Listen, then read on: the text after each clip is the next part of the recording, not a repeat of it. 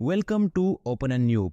आइए सुनते हैं। सीधा इंटरनेट से बॉर्न भाषा केवल शब्द नहीं है, यह पहचान, संस्कृति और राजनीति है। भारत जैसे विशाल भाषाई विविधता वाले देश में सरकार ने एक अनोखी नीति लागू की ताकि एकता और विविधता के बीच संतुलन बनाया जा सके। 3 भाषा सूत्र। लेकिन दशकों बाद भी यह भारत की शिक्षा व्यवस्था का सबसे विवादित पहलू बना हुआ है। 3 भाषा सूत्र की सिफारिश सबसे पहले कोठारी आयोग ने 1968 में राष्ट्रीय शिक्षा नीति के हिस्से के रूप में की थी। इसका मूल विचार सरल था। छात्रों को अपनी स्कूली शिक्षा के दौरान 3 भाषाएं सीखनी चाहिए। एक क्षेत्रीय भाषा, मातृभाषा या राज्य की भाषा, 2 हिंदी जो केंद्र की राजभाषा है और 3 अंग्रेजी या कोई अन्य आधुनिक भारतीय भाषा। हिंदी भाषी राज्यों में इसका मतलब था हिंदी प्लस अंग्रेजी आइल्सटस एक आधुनिक भारतीय भाषा, अक्सर दक्षिण भारत की। गैर हिंदी भाषी राज्यों में क्षेत्रीय भाषा प्लस हिंदी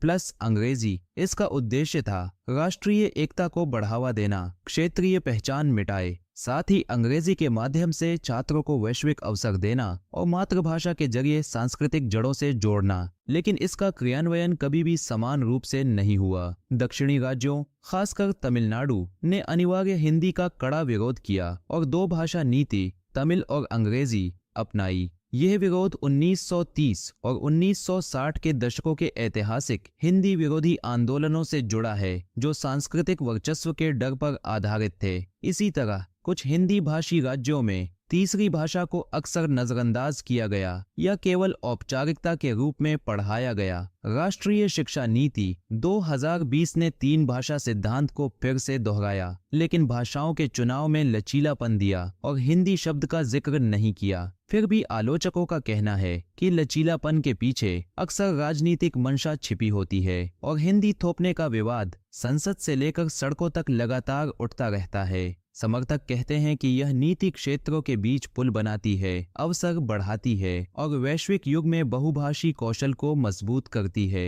विरोधियों का तर्क है कि यह बच्चों पर अनावश्यक बोझ है, सांस्कृतिक समानता थोपने का औजार है और शिक्षा की गुणवत्ता सुधारने से ध्यान भटकाती है। सिद्धांत रूप में 3 भाषा सूत्र एक सुंदर विचार है, साझा भाषाई समझ के जरिए विविधता में एकता। लेकिन व्यवहार में यह याद दिलाता है कि भारत में हर भाषा एक झंडा है और हर झंडे का सम्मान होना चाहिए। चुनौती यही है, क्या भारत 3 भाषाएं सिखा सकता है बिना किसी की अस्मिता को ठेस पहुंचाए? हम ऐसे ही और भी जानकारीपूर्ण विषयों पर चर्चा के लिए वापस आएंगे। तब तक ओपन अप के साथ बने रहें।